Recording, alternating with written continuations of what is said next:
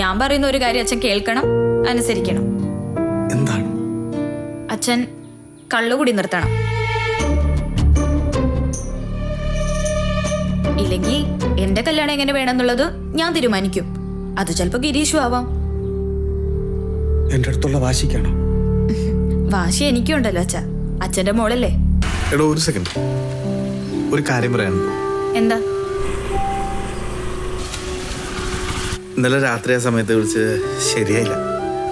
പിന്നെ വഴക്കിന്റെ ഇടയിൽ എടി ബോണി എന്നൊക്കെ വിളിക്കേണ്ടി വന്നു. സോറി.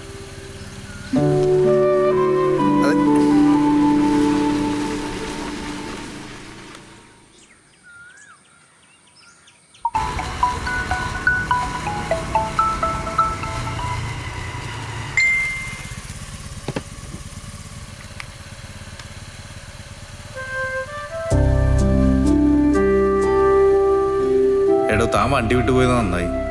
എനിക്ക് പറയാനുള്ളത് ചിലപ്പോൾ ഇങ്ങനെ പറയുന്നതായിരിക്കും നല്ലത്. എടോ എൻ്റെ അച്ഛൻ പഞ്ചായത്ത് പ്രസിഡൻ്റൊക്കെ ആയിരുന്നു, തനിക്കൊക്കെ അറിയായിരിക്കും. അച്ഛൻ പെട്ടെന്ന് മരിച്ച ശേഷം പിന്നെ ഞാൻ പാർട്ടിക്ക് വേണ്ടി സമരവും വെട്ടും കുത്തൊക്കെ ആയി പോലീസ് കേസിൽ ജയിലിലായി. അതിൻ്റെ ഡിപ്രഷനിൽ പതുക്കെ കള്ളുകൂടിയിലേക്ക് വിട്ടുപോയിടും. അതും ഭയങ്കരമായിട്ട് കൂടിയപ്പോഴാണ് ഞാൻ ഗൾഫിൽ പോയത്. എടോ ഇതൊക്കെ തന്നോട് പറയുന്നത് എന്താണെന്ന് വെച്ചാൽ തന്നെ എനിക്ക് കല്യാണം കഴിക്കാൻ ശരിക്കും ആഗ്രഹമുണ്ട്. അതുകൊണ്ടാണ്.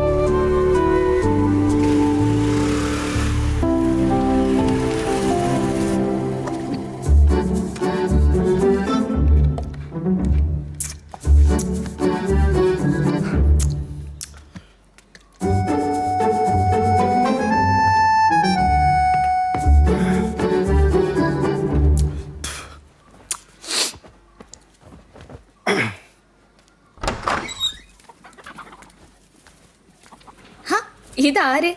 അച്ഛനെന്താ പതിവില്ലാതെ ഈ നേരത്തെ ഇവിടെ? അനുക്കുട്ടാ, പ്രായമായ പെൺകുട്ടികളുടെ പുറകെ നടക്കാനും സംസാരിക്കാനും പലരും ഉണ്ടാവും.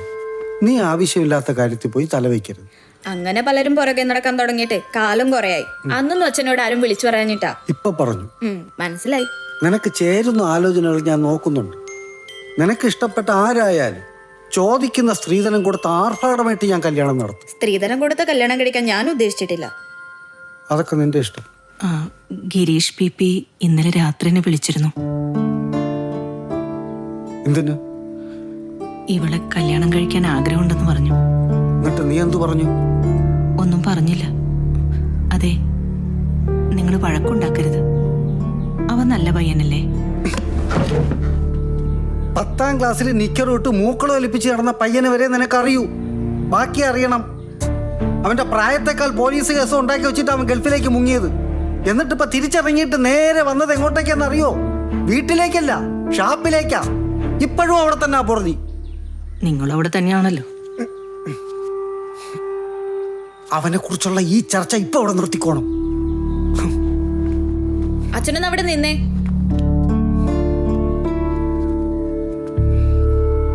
അച്ഛൻ പറയുന്ന എല്ലാം ഞാൻ കേൾക്കാം. അച്ഛൻ പറയുന്ന ആളെ കല്യാണം കഴിക്കാനും ഞാൻ റെഡിയാണ്. പക്ഷേ ഞാൻ പറയുന്ന ഒരു കാര്യം അച്ഛൻ കേൾക്കണം, അനുസരിക്കണം. എന്താണ്?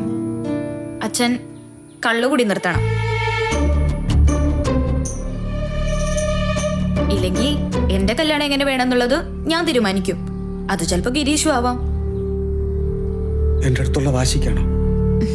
വാശി എനിക്കും ഉണ്ടല്ലോ അച്ഛാ, അച്ഛന്റെ മോളല്ലേ.